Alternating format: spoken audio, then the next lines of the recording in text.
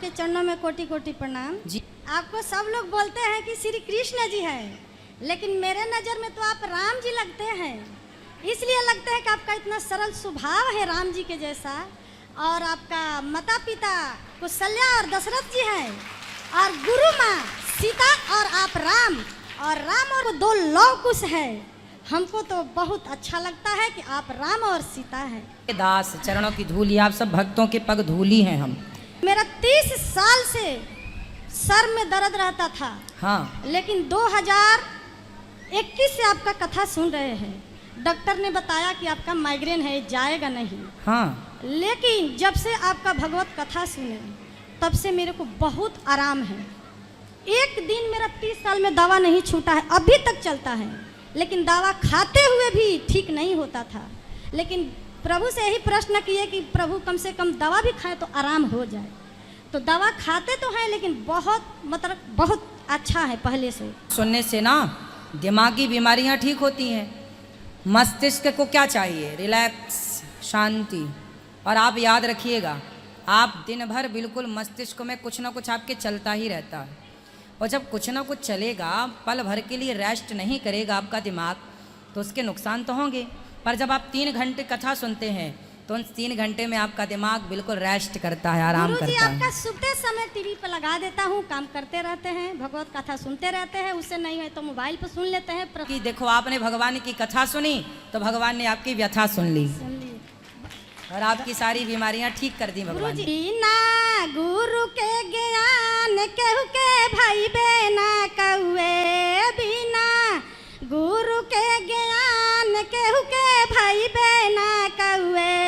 जो अभागा है वो गुरु शरण में आई बेना कौए।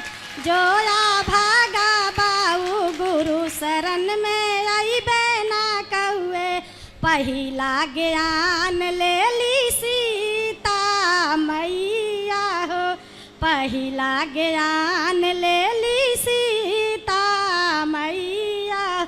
रावण हर के ले गईल बुझैबे ना कौए। जो अभागा बाऊ गुरु शरण में अइबे ना कौए। जो अभागा बाऊ गुरु शरण में अइबे ना कौ। दूसरा ज्ञान ले ली द्रौपदी मैया हो, दूसरा ज्ञान ले ली द्रौपदी मैया। साभा बिच चिरहरण भइल बुझैबे ना कौए। जो अभागा बाऊ गुरु शरण में अइबे ना कौए। तीसरा ज्ञान ले ली मीरा बाई, तीसरा ज्ञान ले ली मीरा बाई हो। जहर के प्याला पियली बुझैबे ना कौए। हर के प्याला पियली बुझैबे ना कौए। जो अभागा बाऊ गुरु शरण में अइबे ना कौए। जो अभागा बाऊ गुरु शरण में अइबे ना कौए। बिना गुरु के ज्ञान केहू के भइबे ना कौए।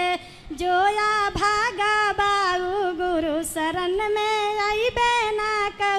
चौथा ज्ञान लेल सब शिष्या बहिना हो, चौथा ज्ञान लेल सब शिष्या भैया। धीरे धीरे दुख टालल बुझैबे ना कौए जी। धीरे धीरे दुख टालल बुझैबे ना कौए। जो अभागा बाऊ गुरु शरण में अइबे ना कौए। सुंदर भजन था आपका, बहुत बहुत सुंदर, बहुत अच्छे से आप गाती हैं, बहुत अच्छा।